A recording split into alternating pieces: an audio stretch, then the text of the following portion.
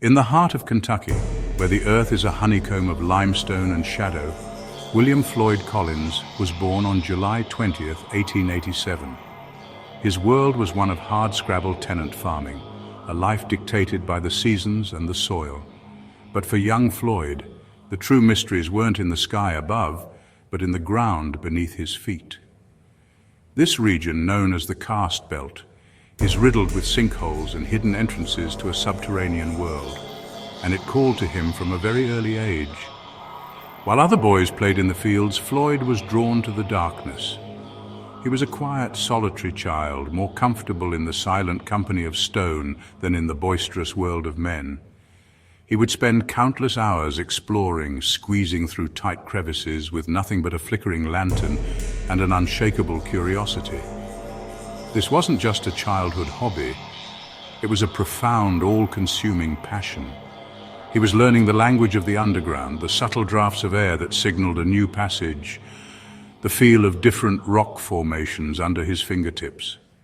He was mapping this hidden kingdom in his mind, driven by a desire to see what no one had ever seen before.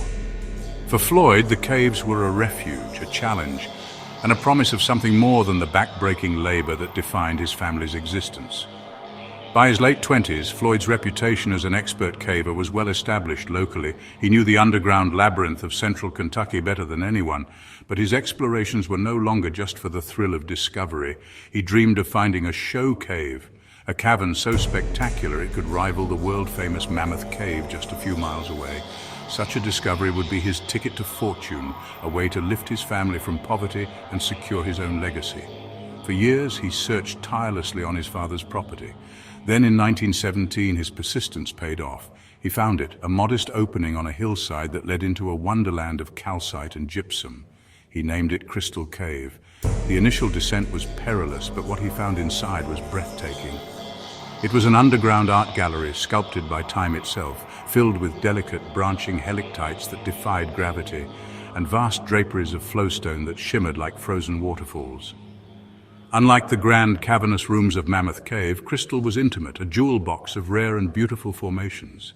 Floyd poured his heart, soul, and what little money he had into transforming his discovery into a viable tourist attraction. He single-handedly cleared pathways, built rudimentary stairs, and prepared the cave for visitors. He hoped the sheer beauty of its formations would be enough to draw the crowds, and for a while, it was. Tourists came, marveling at the unique gypsum gardens he had unveiled. But Floyd quickly learned that discovering a cave was one thing. Running a successful business was another entirely. He had entered the tourism game at its most ferocious, a period that would go down in local history as the Kentucky Cave Wars. This was a brutal, no-holds-barred conflict for every tourist dollar. The region was dotted with small, privately owned caves, all competing for the traffic heading towards the colossal Mammoth Cave. Cave owners employed aggressive salesmen known as cappers or touts, who would patrol the highways, flagging down cars and using deception to lure them away from competitors. They would lie, claiming rival caves were closed, flooded, or simply not worth seeing. Road signs were routinely vandalized, moved, or replaced with misleading directions, sending tourists on wild goose chases that often ended at the saboteur's own cave entrance. There were even accounts of property damage and physical intimidation. Floyd, a quiet and unassuming man, was ill-suited for this kind of cutthroat business. His Crystal Cave, though magnificent, was off the main road, making it an easy target for the capper's schemes. He saw tourists who had intended to visit his cave being diverted to his rivals. The dream that had shone so brightly was being extinguished by the harsh reality of competition. The meager profits were not enough to support his family or to further develop the cave. The pressure mounted and a new, more desperate obsession began to take hold. If Crystal Cave couldn't compete, he would find another one, a bigger one. A cave so grand it couldn't be ignored, one that might even connect to the vast Mammoth Cave system itself. This quest would lead him to a small, unassuming hole on a neighbor's property, a place known as Sand Cave. It was a gamble that he believed would finally bring him the fame and fortune he so desperately craved. Instead, it would seal his fate. In the early 20th century, the rolling hills of Kentucky were not just farmland, they were a battleground. This was the era of the Kentucky Cave Wars, a period of ruthless competition fueled by the immense popularity of Mammoth Cave. The discovery of its vast subterranean halls had ignited a tourism gold rush. Fortunes were being made, and every landowner with a sinkhole on their property dreamed of finding the next geological marvel. The competition was fierce and often dirty. Rival cave owners would post misleading signs, hire aggressive salesmen known as cappers to literally flag down cars and divert tourists, and sometimes even resort to vandalism and sabotage. It was a high-stakes business where location was everything and discovery was the key to survival. The Collins family was already entrenched in this world. Their property, Crystal Cave, discovered by Floyd himself in 1917, was a genuine spectacle of delicate gypsum formations. But it had a fatal flaw. It was remote, tucked away miles from the main tourist thoroughfares. In the cutthroat landscape of the cave wars, a difficult journey meant few visitors and even fewer profits. Crystal Cave, for all its beauty, was a financial drain, a constant source of frustration for a family struggling to get by. The pressure to find a more commercially viable cave fell squarely on the shoulders of the man who knew the underground world better than anyone. William Floyd Collins was more than just a farmer. He was a force of nature, a man possessed by a singular, all-consuming passion, the unmapped darkness beneath his feet. Locals regarded him with a mixture of awe and bewilderment. He was known as the greatest cave explorer ever known, a title earned through countless hours spent in solitude, wriggling his slender 140-pound frame through crevices that would terrify most men. For Floyd, caving was a calling, an almost spiritual pursuit.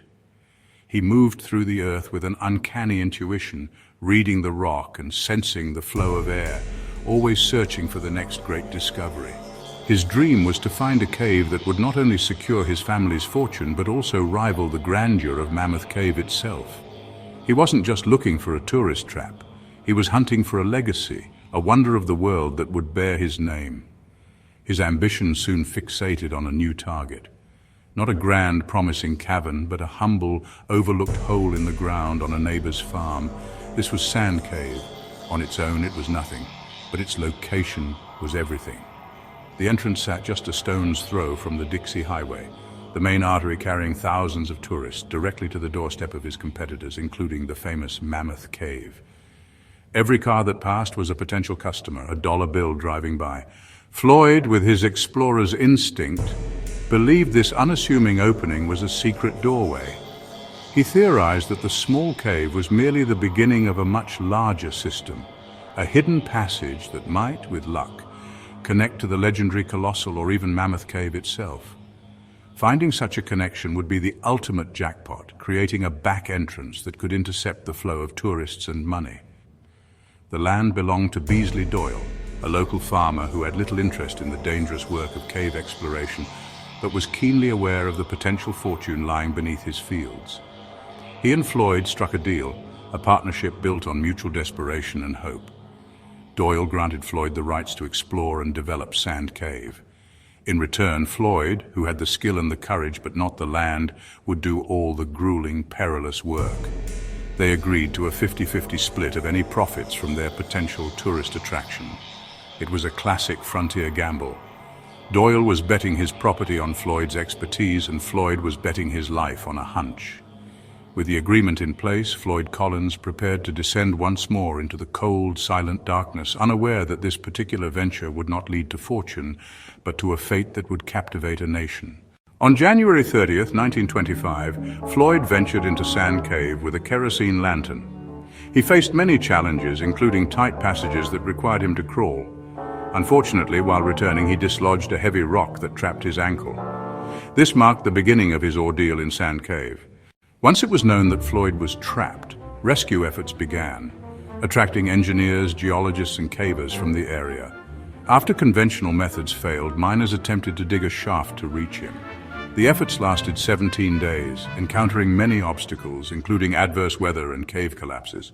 As the rescue unfolded, the situation attracted national attention, creating a carnival-like atmosphere at the cave entrance. Thousands of people arrived to witness the rescue, while reporters, including Willem Burke Miller, covered the story extensively, leading to national fame. After 17 days of relentless digging, a parallel shaft finally broke through into the passage near Floyd Collins. The date was February 16, 1925. A palpable tension hung in the cold, damp air, a mixture of hope and exhaustion that had gripped the nation for over 2 weeks. A miner named Ed Brenner was the first to crawl through the narrow opening. The scene that greeted him was one of profound stillness and tragedy. The beam from his lamp cut through the darkness, falling upon Floyd's trapped form.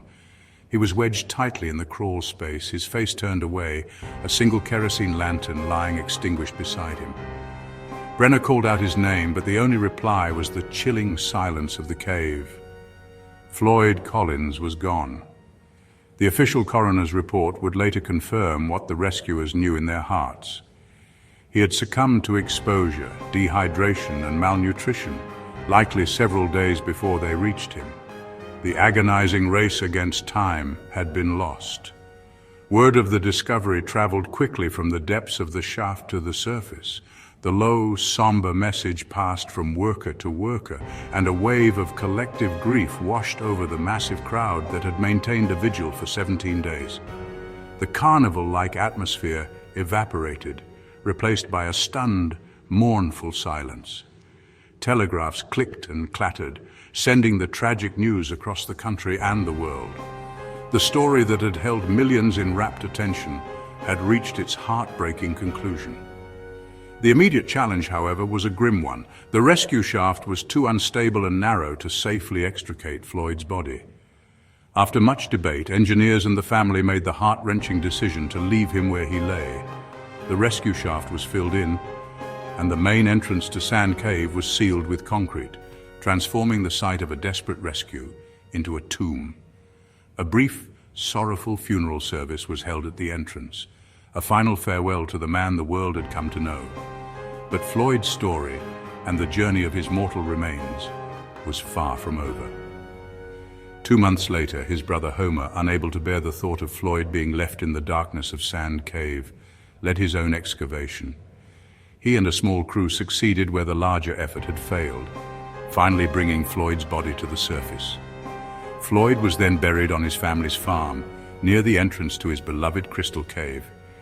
Yet even this resting place would not be his last. In a bizarre and macabre twist born from the commercialism of the cave wars, Floyd's father, Lee Collins, sold Crystal Cave. The new owner, seeking a unique and morbid attraction, had Floyd's body exhumed in 1927 and placed it in a glass-topped coffin for display deep within the cave. For decades, tourists paid to file past the remains of the famous explorer. The tragedy continued when his body was stolen in 1929, only to be recovered minus one leg in a nearby field. It wasn't until 1989, 64 years after his death, that Floyd Collins was finally given a permanent, peaceful burial at the Mammoth Cave Baptist Church Cemetery. The events of Floyd's life and tragic death became permanently embedded in the American psyche. It was a modern media spectacle broadcast into homes via the new technology of radio and chronicled in breathless detail by newspapers. Reporter William Skeets Miller, who bravely crawled into the cave to interview Floyd, won a Pulitzer Prize for his coverage, setting a new standard for immersive journalism. The story's potent themes of individual struggle, the power of nature, and the media's ravenous hunger have inspired countless artistic works. It formed the basis for Robert Penn Warren's novel The Cave, the acclaimed musical Floyd Collins, and Billy Wilder's cynical 1951 film Ace in the Hole, a scathing critique of the media circus that surrounded the event. Beyond the headlines and the macabre afterlife, Floyd Collins's most enduring legacy is written in the landscape itself.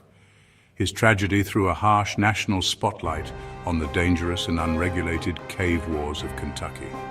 The public learned of the fierce competition that drove explorers like Floyd to take ever greater risks in the pursuit of discovery and fortune. The immense attention brought to the region highlighted not only its dangers, but also its unparalleled natural beauty and geological significance. The story became a powerful catalyst for the conservation movement. Providing a human cost to the argument for federal protection, it helped galvanize public and political support, contributing directly to the authorization of Mammoth Cave National Park in 1926 and its full establishment in 1941. In the end, the lonely death of one man in a tight, dark passage helped ensure the preservation of the entire magnificent cave system for generations to come. A quiet, sprawling, and protected monument to a life given to the caves.